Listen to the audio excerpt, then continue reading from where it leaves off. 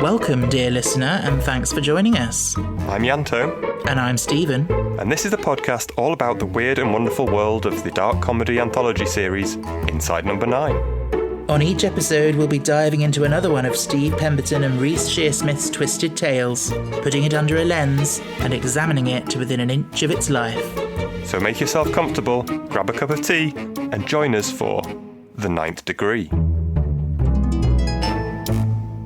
Hello.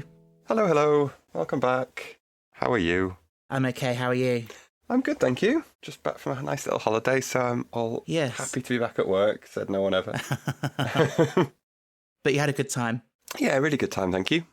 Good. A couple of days in New York and then a nice little cruise in the Caribbean, which was fun. Can't be bad. No, I was thinking just before this, I was like, how we have to talk about settings for episodes, and I was like, Deck 9 of the Titanic would have been good. And then I just heard this voice in my head of Reece going, all right, what happens? Yeah. I don't know. Yeah. Well, that's your job as a writer, isn't it? So, well, yeah. You're the writer here. Come on. Yeah. I'll just be the ideas man. It's a good idea, though, I think. Yeah, I mean, I'm sure there's lots of stuff that could have happened on that deck. Yeah. On that night. Yeah. I think the famous one was the bus one, wasn't it, that people kept saying that he was annoyed about? Yeah. Because apart from anything else, I think that would have been really tricky to film with, like, what's out the windows and the continuity and everything. Yeah, that would be really tricky, unless you just drive around incredibly generic estates. Yes, or do it all green screen. Well, yeah. Of the old style of, like, the projector screen and stuff, and Yeah. backlit projector or whatever it was. How are you? Yeah. How's the new job? Oh, God. Yeah, it's a roller coaster. Yeah? Yeah, I've been there 2 weeks now, and on my first day in the office, I felt like crying several times. Oh, no. I'm like, oh my God, have I made a terrible mistake? But people tell me that's normal, actually, when you start a new job. Yeah. And yeah, 2 weeks later, I do feel I'm starting to settle in and starting to get to grips with things. So Good. yeah, I need to remind myself to let things have time. Yeah. I mean, unless you're going into a job that's like CEO or something, like people assume that you're going to have a bit of time where you have to work out what the hell's going on. Exactly, yeah. I think that's my trouble. I think I just assume that I'm going to be expected to know everything. And maybe I put that pressure on myself. But yeah, anyway. You putting pressure on yourself? Unheard of. I was going to say, this is not a therapy, although actually, yeah, kind of appropriate. I just had Miranda from Devil Wears Prada being like, groundbreaking. Oh, yeah. Last week's hair? What were we last week? Oh, this is one of your fun ones. Well, yeah, it was very funny, wasn't it? So it was, I don't know if you spotted it, La Couchette. Been ill for about a week, but hoping to be over it soon. Yeah. Just means I'm going to be... Sorry. Oh, bless you. Yes. Nicely done. You'll be pleased to know I'm feeling better now. Not Good. 100%, but getting there. Good. Anyway. We will smuggle another one in this episode somewhere. But yeah, we're back this week with Series 5, Episode 5, Thinking Out Loud. Yeah. The summary from the Inside Number 9 wiki. 7 disparate characters share their stories with a camera, their fates inevitably, inextricably, and unknowingly set for a head-on collision. Quite to the point this week. Thoughts? Well, I just think technically that's not correct, because the 7th one doesn't speak to the camera. She's just a voice. True. But yes, that's me being picky. So yeah, interesting, this one. I have to say, it's not my favourite episode. I don't hate it, but I'm not crazy about it. Yeah, I think I'd agree. Okay. I don't think it's bad, but I have issues with it. Yeah. The thing that kept coming up in my head was it's a bit GCSE. Right. Yeah. I don't know if that's really harsh to say, but... Yeah. No, I can see that. You know, when you're like that age and you're coming up with like drama stuff and you're just like, oh, that would be so cool, that would be so edgy. Yeah. And it's like, yeah. I don't know if it's one we can really avoid the spoiler of, but... Not really, no. Probably not. It is like, it's quite a trope, isn't it? Mm-hmm. I think they do it reasonably well. Yes and no, in my opinion. Like the performances, I mean, at least. Oh, the performances are brilliant, of characters. course. And they've got some fantastic cast in this episode. But when we get to the kind of reveal of the twist, it just feels very info dumpy to me and very much like... Agreed. Now let's just explain what this was all about. Yeah. You know? Yeah. So Reece goes on about it in an interview where he says that apparently it was, I don't know if it was the producer was telling them that they should be explaining it more. And he was trying to say, like, credit the audience with some intelligence. Oh. And they ended up having to include more of an explanation than they wanted to. Oh, that is really interesting and really annoying to hear. Yeah. Although I'm not sure, having read it, whether it's that he wanted them to be more explanatory than they were, or whether he won and they did. It was probably a back and forth, wasn't it? And a bit of give and take. Yeah. This person was concerned with what he calls the hard of thinking. Right. I can imagine what Reese's response to that would be. Well, Reese says he thinks it's over-explained. Our audience are clever, they would have got it. Yeah, that does make sense. Oh, yeah, sorry. Initially, the boys wanted the ending to be less explanatory than it ended up being, bowing to pressure from executive producers. Yeah. That's a shame, because that would have been my main criticism of it. Yeah. But at least it wasn't their fault. It just goes to show...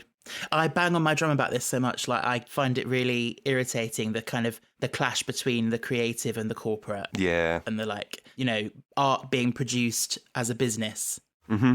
And, you have these people who are interested in the money side of things and that, but they don't quite, creativity is organic, and let the people who are doing the creating do what they want to do, because they know what they're doing. Yeah. And, you've got to Series 5 by this point. They clearly know what they're doing. Yeah, trust them. Trust them, yeah. Yeah. Which is a shame, but hey-ho. Anyway, so we open on this street. Yes. Called, did you see the sign? It's called Avenue Gardens. Oh, no, I didn't see the sign. Which I thought was the most generic street name ever. So dull. Like road. Yeah.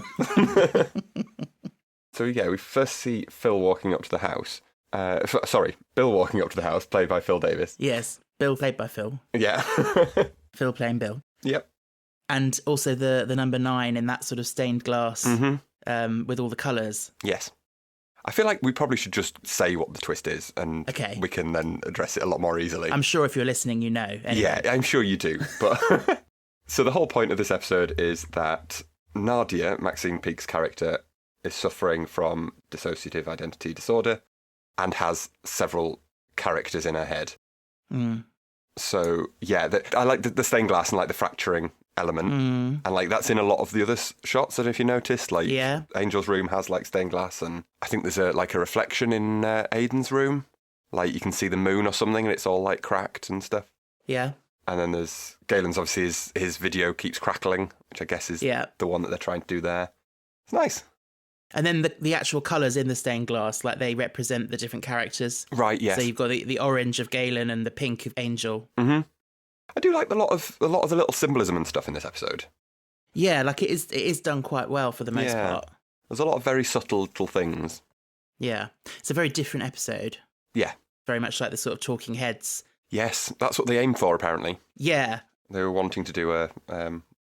Alan Bennett. Alan Bennett, that's the one. Yeah, although the difference being that it's just a theatrical device if they just happen to be doing a little monologue, whereas here they actually have a purpose. They're doing it to camera for whatever reason. Yeah. Where do we start? I guess with the Bill video. Mm-hmm. So oh my God, dating video. Oh my God, it's so painful. It doesn't help that he's not a very nice person. No, he's not painting himself in a very good light. He's really not.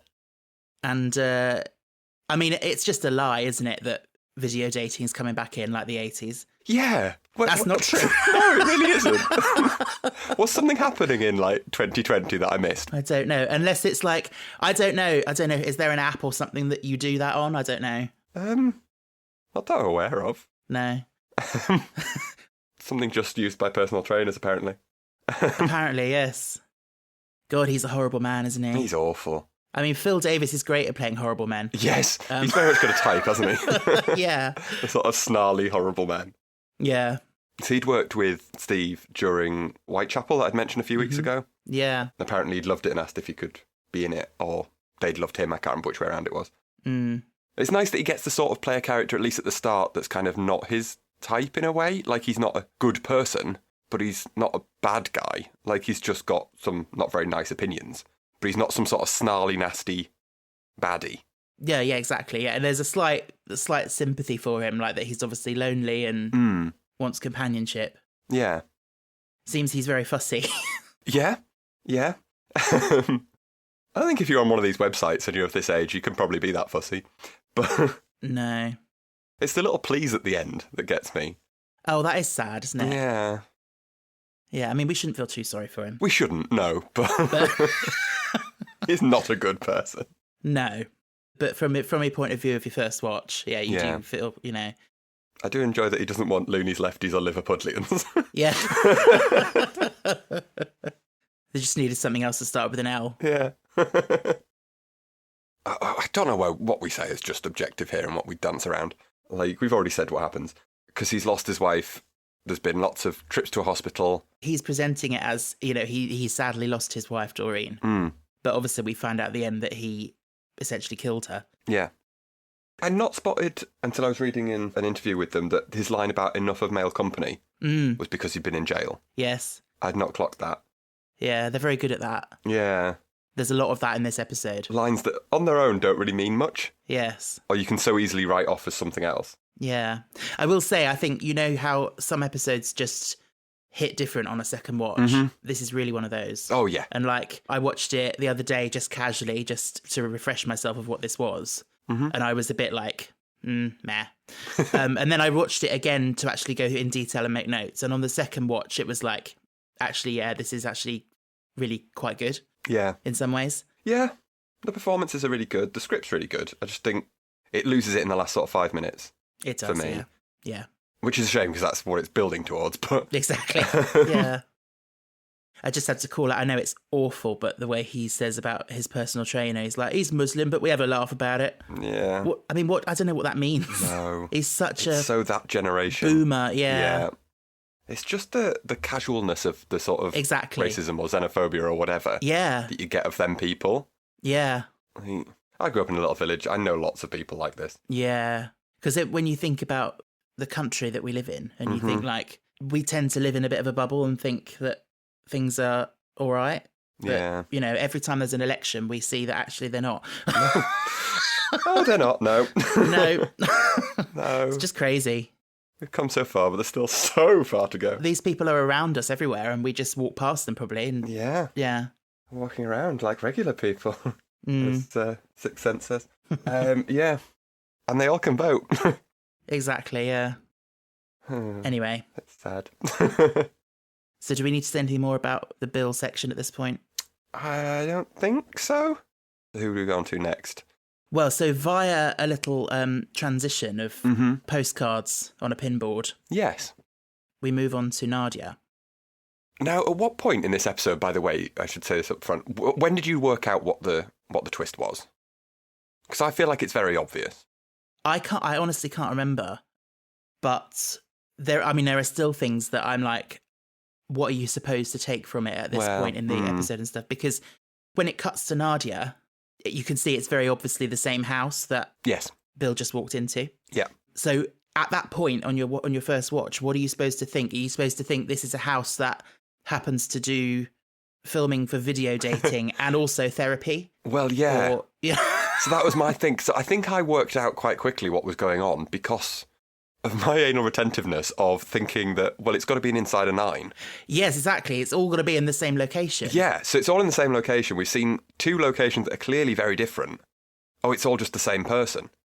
I think I figured it out quite quickly. I don't Okay. I don't think I figured it out that quickly, but after we'd had about 3 or 4 of them, I was like, well, how is this? And I mean, you'd had the Doreen name dropped at least twice, maybe 3 times. Yes. And I was like, oh, well, they're all somehow very connected. Exactly, yeah. I don't know how you can explain that this is still in a 9 if they're not something weird going on. I think at some point in the episode, I think I was starting to think, because you've obviously got the names on the postcards on the wall. Yes. And there's this angel says something about in here. Yes. And it sounds like maybe this is some sort of home or like some sort of institution. Yeah. And they've all got separate rooms and that maybe they're all patients at this place. Oh, yeah, that could have worked. That was kind of what I was thinking at one point. But then obviously, yeah, you know, the clues about the names and stuff. Yeah. You start to see that there's more of a connection. It is quite good that how the names aren't immediately obvious as anagrams. Yeah. Weirdly. Yeah. You'd think they would be more obvious than they are. Yes. But they did film all of Aiden, Nadia, and Angel videos all in the same house. They did, yeah. And the other 2 were sets. Well, the church was real, but the other two sets. So I suppose it's sort of all in the 9 still, sort of. But that's the thing, like when it cuts to the church, I'm like, I think when I watched this the first time, I just kind of forgot that it's all supposed to be inside the same location. Yeah. And I think maybe they're banking on that you just kind of forget that for a second. Yeah. Or that you've gone, well, one of them is, so we'll let you off on the others. I guess the Bill video at the start could have been just like something she was watching or whatever. Doesn't, I suppose, need to be in the 9. Does that make sense? No, but he's the one that you literally see walk into the number 9, so he's the one that must be in the number 9. I guess. Like, some of them do use bits that aren't. Like, say, Devil of Christmas, for example. We're not saying that the police interview happens in a 9, for example. Oh, that's true. Like, you sort of say that the main setting is, but other stuff can be going on in other locations. Yeah. Or something could have been pre-recorded or whatever that they're happening to watch there. But this one being so segmented into, like, 6 or 7 chunks of, it's clearly sort of 6 equal parts of one whole. I think that... Yeah, it doesn't really feel like one is the main story as such. No, exactly, yeah. So I guess you're kind of not sure what you're watching at first. Like, why are we seeing these seemingly unrelated people? Yeah. Diana's is a little bit smaller, but otherwise they're all kind of equal. Mm-hmm. Who do we go to? So Nadia's next, sorry. So, yeah. I'm telling her little story. Yes. So, I mean, I've written down therapy session. Yeah. But actually, I guess we don't necessarily twig that until the therapist speaks at the end of that first section. Yeah. Talking about her awful friends. Yes, the Smugs. Yeah. It reminded me of that clip from Ab Fab where she's like, I've got some news or whatever it is. You're not going to believe it or whatever. She's fat. She's dead. She's blind. Thing. Okay. Have you not seen it? No. No? Oh, okay. Look it up. It's very funny. I thought you loved Ab Fab. I must be thinking Ben of someone does. else. Is it Ben? I've not really watched it. I keep meaning to. I'm not a particular fan either, but I've seen that clip a lot. But yeah, so she's very happy. This one is particularly monologue-y, Alan Bennett-y, Talking Heads, and about going around the dinner table and doing the porn names. Yeah. Oh, she's very good, isn't she, Maxine Peake? She is good. She reminds me a bit of Julie Walters, weirdly. Just her weird intonations and things. Oh, okay. I don't know what it was, but I just got her from that. I think it's the weird mouth movement she has. Oh, okay. I like the high up in Asda thing, as if that's like, the height of where you'd aim to in life. Is the best person I've met. She's high up in Asda, Yes. Yeah, she's on the second floor. There's some great little bits, like the au pair, whose porn name is Connie Lingus. Yeah. She gets upset. And what she says about, she's Italian, porn's like Bake Off for them. Everyone's having a go, why not? Yeah. The thing about, your porn name is your first pet followed by your mother's maiden name. It's like the things you always see on Facebook and stuff. And it's like anyone who does that is just like giving people their security questions answers. Yeah, I'd got a note to say that. Yeah. It's just one of those things that has been designed by scammers. Exactly, yeah. But people fall for it. Yeah. I almost said, do we do it? And then I was like, nope, that's not a good idea. Yeah, I was thinking the same. I was going to say, we should do it. And then maybe not. Yeah. Yeah. Well, mine was quite good, so I'm not going to say it, but mine was quite good. Your porn name? I'll tell you afterwards. You can tell me afterwards, yeah. Yeah. Maybe you might use it one day, I don't know. Well, maybe. Maybe you already have. Well, who knows? But yeah, then it takes quite a dark turn all of a sudden, which is quite sad. Yes. So Nadia never knew who her mother was. It's one of those horrible things of people just having a joke and then saying something and not realising how it might affect someone. Exactly. Because you're never going to know that you can't make a joke about whatever. No. But suddenly it really hurts someone. Yeah. But also, at the end of the day, you can't, people would never say anything. Yeah. If they had to if you had to think of every possible... Exactly. Yeah. Yeah, alternative, yeah. But just Jaws is a great porn name. It works. I mean, yeah. I'm hoping it was a fish. Yeah, she said a goldfish, yeah. Oh, did she? Yeah, okay. Yeah. Fair enough. But yeah, then we hear the therapist voice. Mm-hmm. She's very, very stereotypical. Yes. How did it feel talking about your mother? And Nadia's just sort of zoned out. Mm. Interesting. Yes. What's happening in her head? And that's about her section over, I think. Yeah.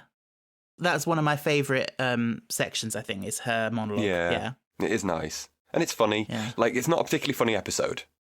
No. So it's nice that you get some But it's got some sections. some chuckles in it. Yeah. On to Galen. Yes. Mm. Yeah. I mean, where do we start? With the interesting characterisation. Yeah, or the wig. Or the wig. Costume. Yeah.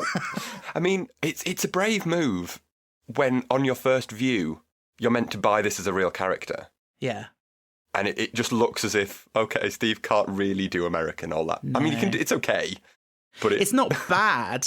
Actually, I don't think it's the accent so much as the dialogue. The choice of the slang and the... Yeah, such a caricature. It's such a caricature, yeah. It's ridiculous, actually. And the fact that he, it's like police... Yeah. And and all that. It's literally like every fourth word has gone through some sort of Louisiana translator. Yeah. And even right at the beginning when he's like, the sugar state. Yeah. It's ridiculous. And the costume, like it looks like a Halloween costume. Yeah. And the wig. I think this might be the worst wig we've had. Yeah, it's a contender. Yeah. Oh my God. And it's supposed to be so serious. As far as you're aware, on first view, yeah. This is meant to be some mass murderer. Yeah. But that's all intentional. Well, the ridiculousness, the caricature is, I suppose. Because ultimately this is Nadia's version of what she thinks an American murderer would sound like from the Deep South. Yeah, that's true. And she's not that great at it. No, but you can't forgive the wig. Yeah, I'm sure she could have imagined a better hair. Yeah, well, true. I guess, how deep do you think about this? This is the character she probably doesn't want to think about. Yeah. So she's probably put the least amount of, thought into it. Yeah. So that's why maybe comes across as so weak compared to the others. That's true, as a real person. You know they're good when, something's deliberately bad and that's genius. Yeah. It's bad for a reason. Yeah. And also, if she plays him up as being a caricature, maybe that makes him less real. Yeah. I don't know how intentionally bad he is. Yeah. From her point of view, I mean. And she's got him locked up, in chains, literally. As well, she's keeping him locked away, yeah. Yeah. But yeah, it is painful to watch. Yeah. I was skinning a rabbit. I said to Ma, we gotta eat. Yeah, I've got in my notes, is Galen intentionally a caricature? And then by the end, I'm like... Obviously, yes. That's not a question. Yeah. So again, we've got Doreen as his mum. Yes, who's died. Well, he killed her. Well, yeah, that would happen. I suppose, is that also Nadia blaming herself for the death of her mother? Oh, yeah. Saying she's responsible for her death, so I killed her. Yeah. And she was only little, so yeah, she'll have probably blamed herself more than she realistically should have. Yeah. Obviously, it's never her fault, but of course not. if she was, I don't know, 15 or something, she might have said something to someone or whatever. You could rationalise it that it's your fault. Yeah. But when you're 3 or 4, no, it's never your fault. I mean, when you're that young, the world revolves around you. So everything that happens, you think, is because of you. Yeah. So, yeah. And no matter how she dresses it up, it could never be her fault. No, absolutely not. But that is what happens, isn't it? To people's minds. Yeah. This was another one of those, what felt like a sort of trying to be edgy monologue. I don't know if you've seen, there's a TikTok that I absolutely love at the moment. It's a caricature of that kind of A-level or auditioning for drama school sort of edgy monologue. Right. And it's, if you've seen these kind of things, it's so true. The guy's just like, I found a lizard at the bottom of our garden once. Little green thing with black eyes. And it's it's so accurate. If you say it in that voice, yeah. Exactly, no matter what you say, it doesn't matter. Exactly, yeah. All sounds like it thinks it's profound. Yeah, but I could just hear this, the story about killing the rabbit and killing the mum and killing the dad. It's that sort of thing. It's so matter of fact, you're so detached from it. Yeah, and if you do it without any backing music or anything, just say it straight to camera, it sounds better than it is. I like when he says about, I like to get into other folks' heads. I think that's the first of a few references to that There's sort of thing. There's a lot of nice little lines like that, yeah. Another thing is that they intentionally filmed it all on single cameras, except for Bill, Yes. which is cool. It must have made filming it very easy. Well, I think it presents its own challenges, to be honest, because you've got to nail it in that one take, and then True. you don't have the options of, oh, let's put a bit from this one and a bit from that one. You just have to choose the one. I meant it more from a logistical point of view in terms of you don't have to worry about faffing about with camera tracks and dollies and all this sort of stuff. You don't need to worry about scheduling because they next to never have to be in the same room together. Like, Reese's bit and Steve's bit could be filmed months apart and it doesn't matter. Yeah. So it's easy Just from a that technical point of view. Yeah. It swings and roundabouts because, like I said, I think it makes the whole thing a lot more difficult in some ways because obviously they're tied to this whatever it is 27-minute or whatever it is time slot, and they can't tighten anything up in editing. Yes. Yeah, that's true. Steve said that there's lots of, I want more emotion, but quicker. Yeah. And yeah, just do it again, but like shave off 30 seconds. Yes. Yeah, that is tricky. This is very much because there's a huge difference between TV acting and like theatre acting. Yeah.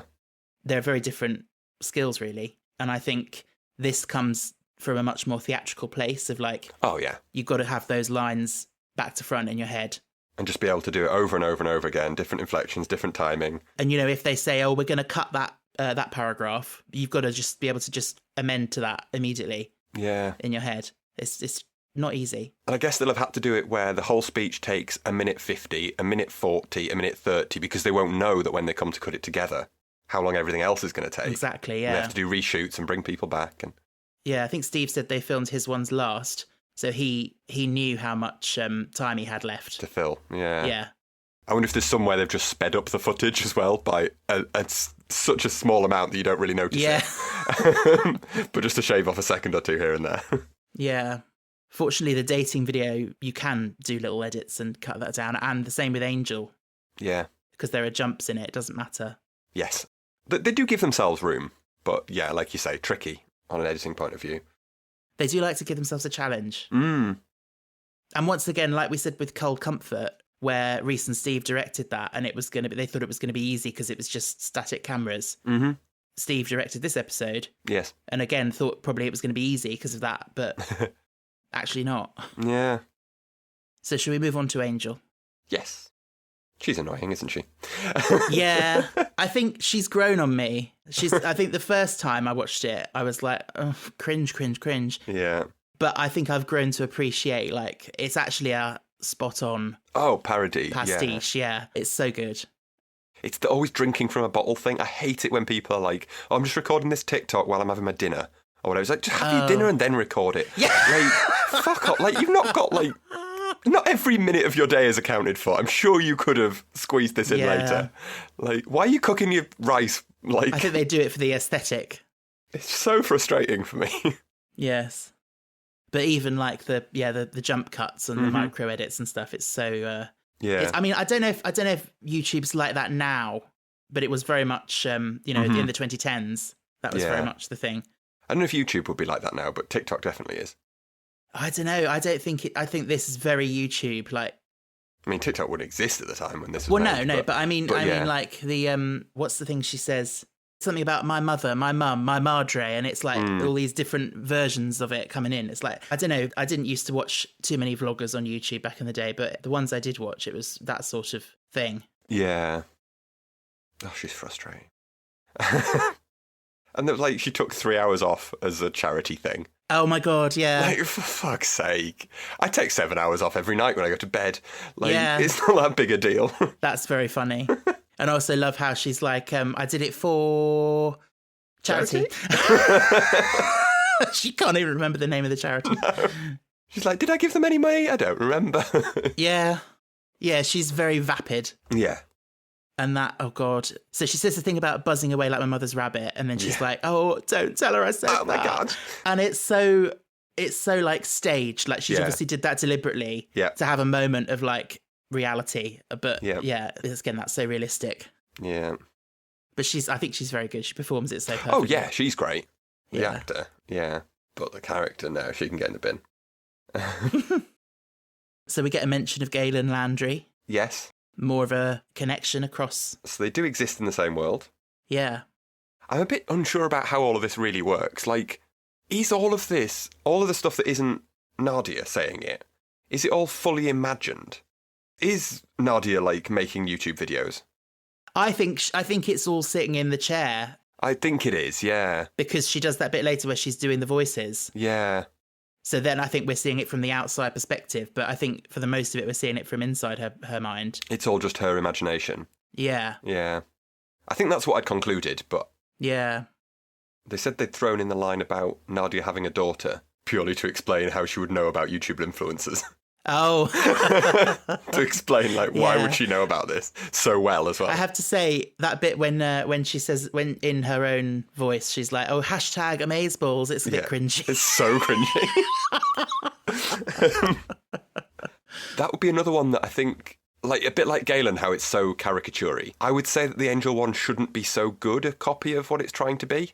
Maybe. Because I don't think that Nadia would be that good at it. I don't know. But also, like, you pick up these things on levels that we don't even understand in our brains. Like, I suppose. Steve was saying about how people, apparently, who have dissociative identity disorder can do things in their other personalities that they would never be able to do in their main personality. Like, apparently they could, if they're right-handed, then one of their personalities is left-handed, they could write perfectly well with their left hand, or they might be able to draw, like, a amazing picture that they could never do normally. Read music or whatever, speak another language. Yeah, so maybe things are just going in subconsciously. I guess, yeah. Yeah. It's a fascinating condition. Mm-hmm. I don't know how much of it's actually real. Like, how many of these things actually happen? Like, yeah, how much has been fictionalized? Yeah. Yeah. I imagine massively, but I'm sure it happens occasionally. Mm-hmm. Another reference to I'll give him a piece of my mind. And Angel's army as well. Like, she thinks of herself as an army. Like, there's several of them. Oh, I hadn't thought of that. Yeah, see? I was just thinking of that because Angel's army being her followers, like her fans. But she herself is an army. Her name is that as well, yeah. So, yeah, that makes sense. I love the bit about Babe.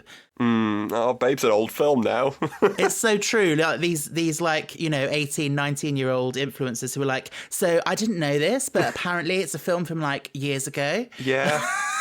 When I was in New York, we went and saw Chicago on Broadway, and I was in the queue for the toilets at one point, and I heard two people, it was in the interval, and I heard two people talking about how great the show was, and there's also a film, like, you might want to watch it, it's from ages ago, and the other one was like, really? So, oh, God.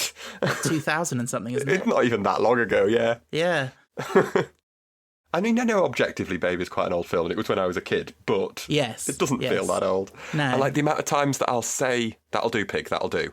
Uh-huh. And really hope that the person gets what I'm saying. Yeah.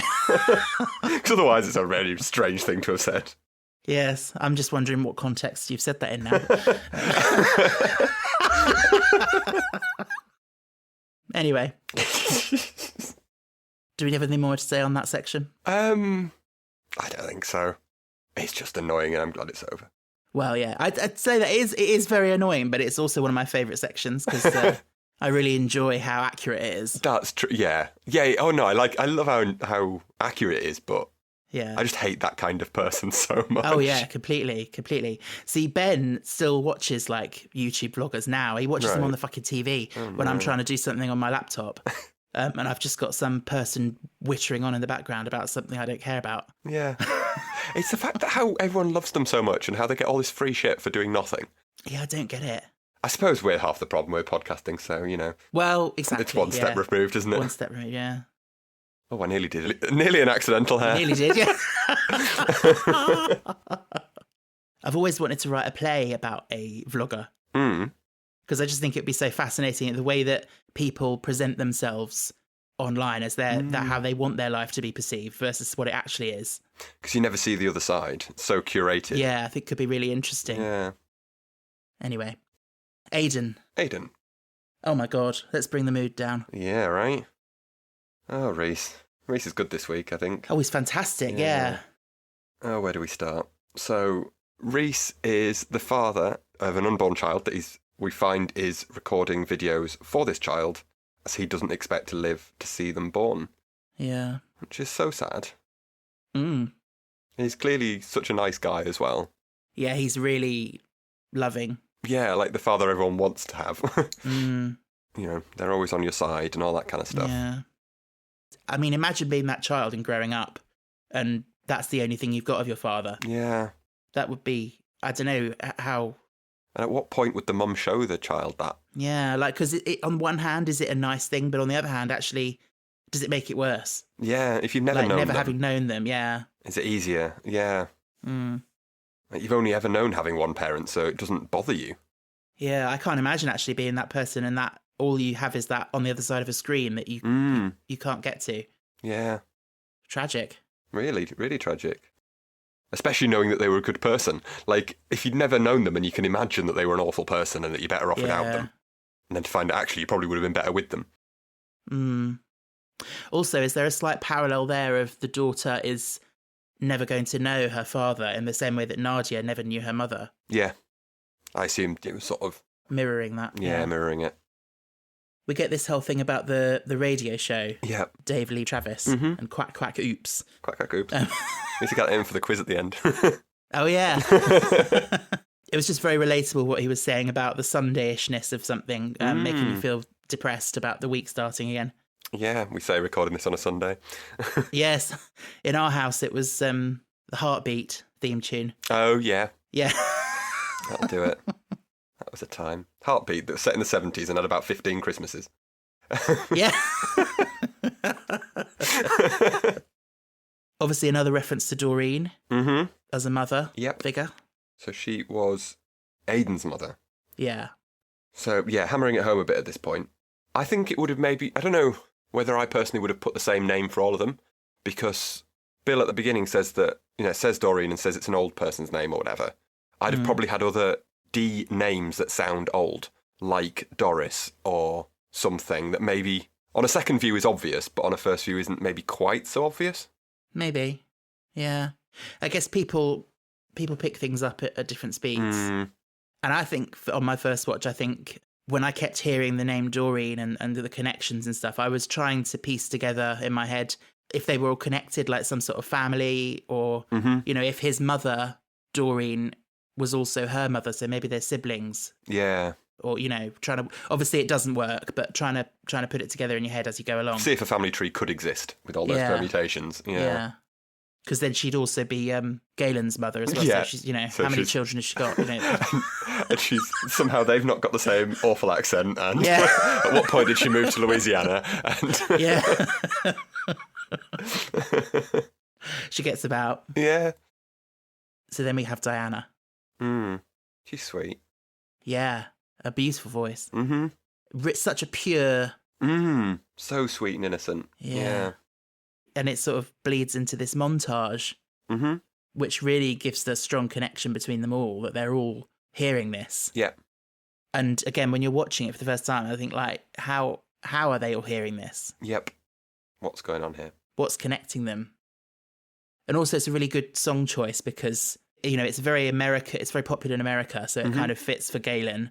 And then the funeral thing, he says that we found someone who to sing at the funeral. Yeah. Like, that's a very funeral-y song.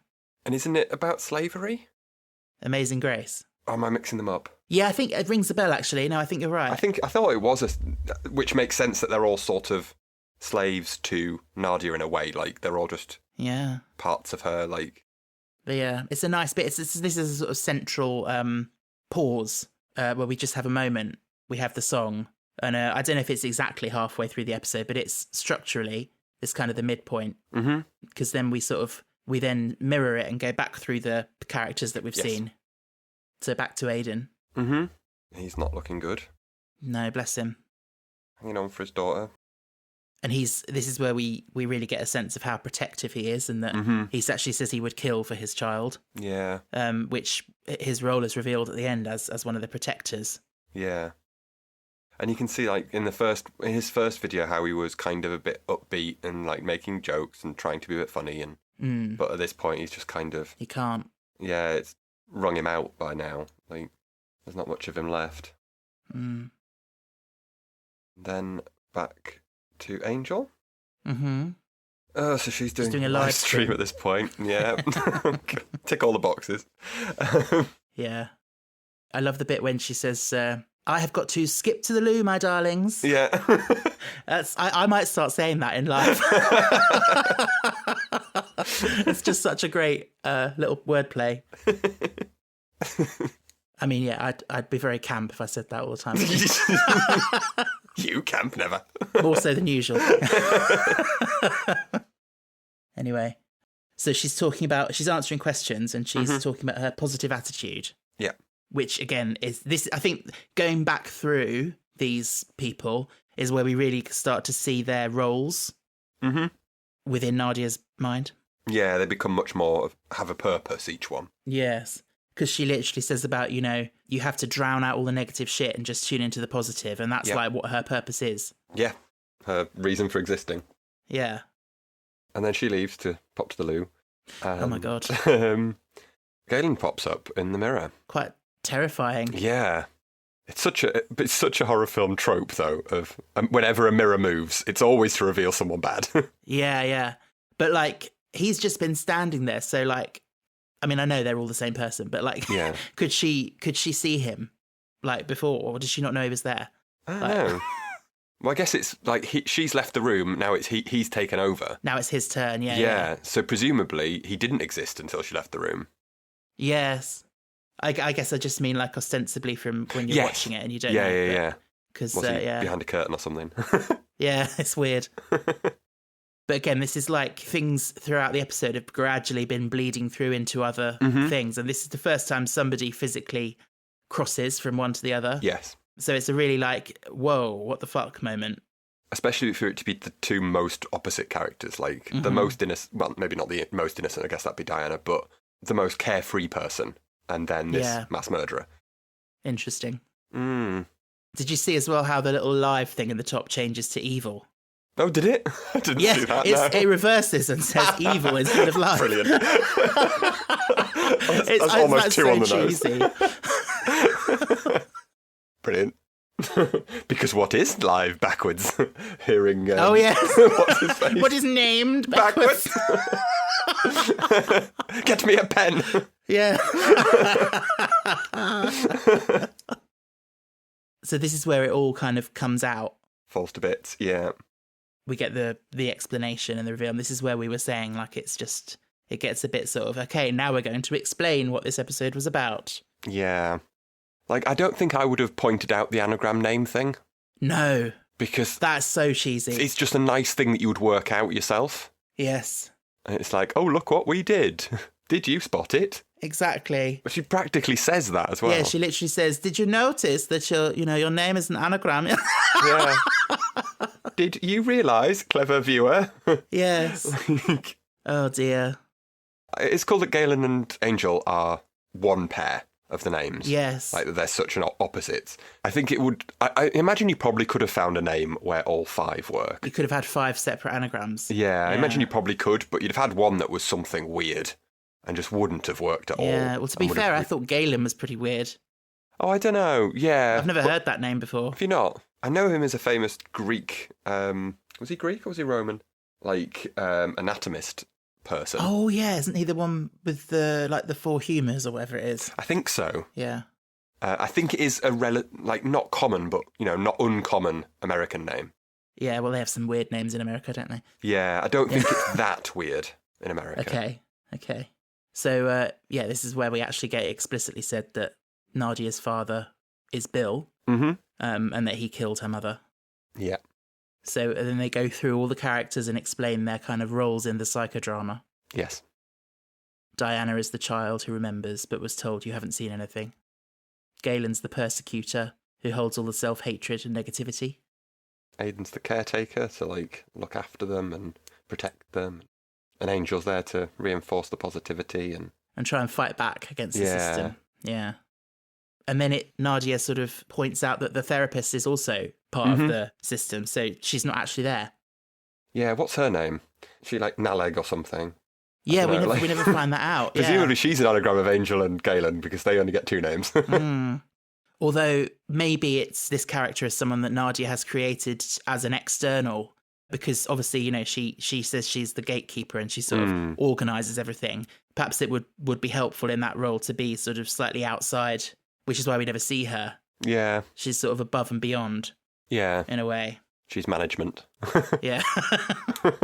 But yeah, I was confused trying to work this out. So Nadia's been talking to a camera, Yes. which we think is a therapy session. Was the idea that she's doing it on Zoom or something? Or is she just talking to a camera with the therapist in the room? I don't know. In which case, why is she talking to a camera? Well, yeah, because the therapist says about how she's got to record it all so she can spot what's going on. Yes. Which doesn't really make sense when the therapist doesn't exist either. I could understand it if the therapist was real and she'd got her to record it all so that she could watch it back and see what, Yes. how she was changing. But I think when we realise that, I think it's that Nadia, the therapist part of Nadia herself, was trying to understand what's going on with her brain. Right. Which is why when it starts to bleed and break down, maybe she's starting to understand Yeah. a bit. I don't know. So she's discovered that her father's come out of prison and she found his dating video, is that right? Yeah, I don't really know how. And invited him over on the pretext of a dating scenario, I think. Yeah. We'll try and ignore how much she presumably had to say to him beforehand to get him to come over. Yeah. Presumably she's had to be flirty with her own dad, which is weird enough anyway, let alone the fact that everything he's done. Hmm. But presumably one of the other voices has taken over for that. Yeah. Although she very quickly immediately says, oh, my husband and daughter. Yeah. So and the fact that Bill doesn't seem to really react to that very much. he's just like, oh, it's not what I was expecting, that's all. Yeah.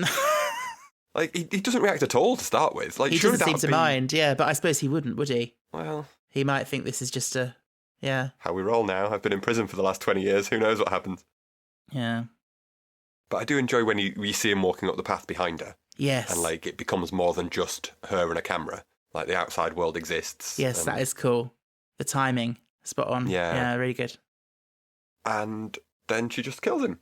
But as Galen. As Galen, yeah. Yeah. And it's all in one cut as well. So I'm imagining Maxine Peake just running around the back of the house or something to appear on the other side of that archway. Oh, yeah. Well, you say that. He disappears behind the thing, so they could easily have cut that. So that I suppose. There's no one in frame, is there? So I guess, they could have. That's probably how they did it, but yeah. I prefer my idea. Yeah, that's funny. They're ducking under a window in the background of the shot. And it's not, surely it's not supposed to be funny, but the bit when he suddenly runs across the room with the knife, it kind of amuses me. Okay. I think it's that it's like, that archway, and he sort of appears from one side of it and crosses to the other side of it very quickly. Yeah. It's just quite comical to me. Yeah. And then we have that shot with all the personalities sort of gathered around his body. Yeah. Apparently they originally had it so that they all walked in one by one and stood there. Oh, right. But it was just clunky. Right. So they just, cut it to that just one shot, which is better. I think so, yeah. Interesting that also the way they've got them arranged, they kind of all look the same height, which is a nice touch. Yeah. And then they all fade away because I guess, in a way, their job's done. She can maybe move on at this point. Or that's the hint that she maybe can. Yeah, I don't know, actually. I haven't thought about that. At which point she's like, can the murderer please stay to help me get rid of the body? Oh, yeah.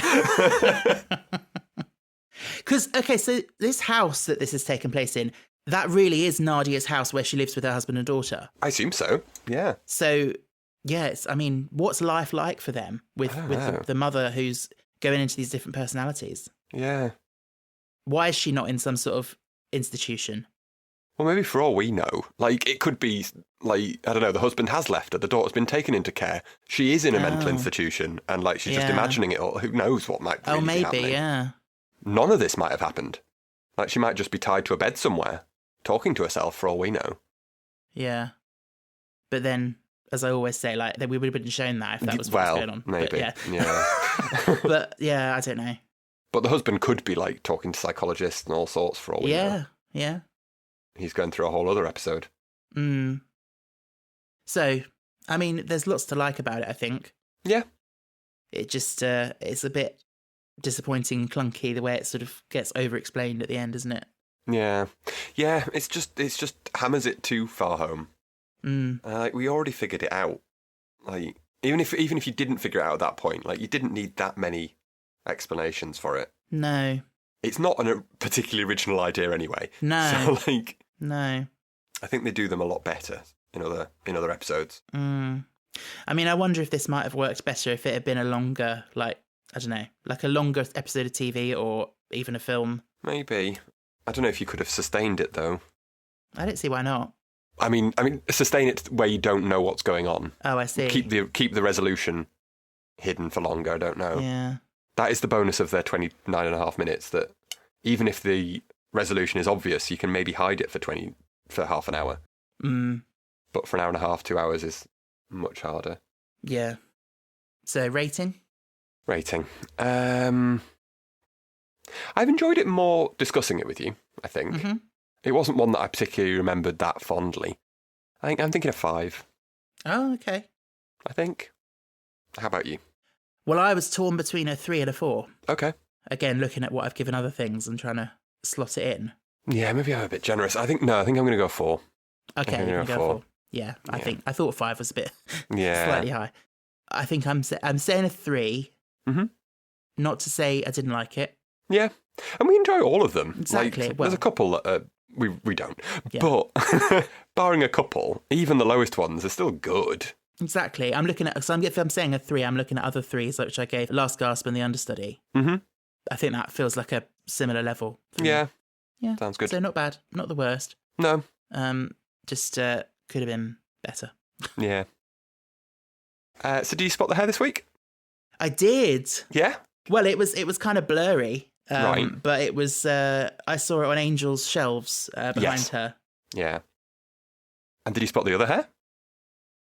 There's another hair? There is indeed. Okay. You can sort of see it to the right of Nadia. It's like hidden behind a plant pot. You can just see sort of its ears and its paw pointing out. Okay. And did you see the other hair? Oh no, there's another one. Is there one in every single? Not quite. Okay. There is another one that you can sort of see in Aiden's second video. It's with all of his pills and stuff. Oh, okay. There isn't one in Galen's, because I think it would just been impossible. Obviously for Dinah as well, it would be really hard. But it doesn't make sense for Bill's because he's not the same person. So their whole point was that they wanted bits of it to be visible in each of them. Oh, that's clever. And obviously Galen and Angel are sort of the same flips of them, so you can sort of say that it's in Galen's because it's in Angel's, and he appears in the one with Angel. Yeah, that makes sense. And Diana's kind of a bit of a smaller role anyway, so I guess you can get away with it. But yeah, you never see it in full. You see bits of it in the same way that you see bits of them, which I quite like. Cool. Yeah. Well, there we go. I thought I'd done a good thing and spotted it, but only spotted 1 out of 3. I spotted the one with Nadia, and then later spotted the Angel one. And I was like, oh, I wonder if they're everywhere. I didn't see the Reese one, but from a Google said that was the only one I was missing. Well, there we go. Yeah. So see if you can spot our hair in this episode as well, viewers. Indeed. We will let you know where it was next week. Yes, indeed. We're coming towards the end, but it's time to read out another message. Ah. So this one came in from Mehmet on YouTube.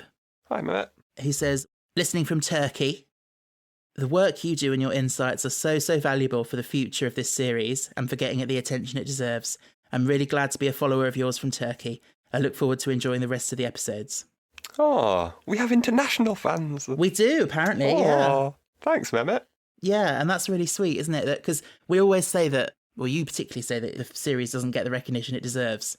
I don't think it does, no. I think it gets a lot of recognition, but... Oh, yeah, but it should have more. Yeah. So to be a small part of trying to boost that is good. Like, I feel everyone knows Black Mirror, for example, but the amount of people I tell about this that they've never heard of it before, I feel they should be on a similar level. So. Oh, that was lovely. Yeah, thank you, Mehmet. Yeah, thank you. It's the last episode of the series next week. It is. It's one of my favourites as well. Okay. Very excited for this one. Good. And we'll have a little quiz as well. Oh, yes. Every series I start with good intentions. When I'm in my notes, I write a question each week, yeah. And I only ever do it on week 1 and 2 at best. And then I forget by the end. Okay. But we will be back for episode 6, The Stakeout, next week. We will. But until then, I think it's time to close the door on number 9. But you never really leave, do you? Thanks for listening to The Ninth Degree. If you'd like to get in touch, you can find us on Instagram, Twitter and TikTok at Ninth Degree Pod, or email us at ninthdegreepod@gmail.com. You can also leave us a rating or a review wherever you get your podcasts.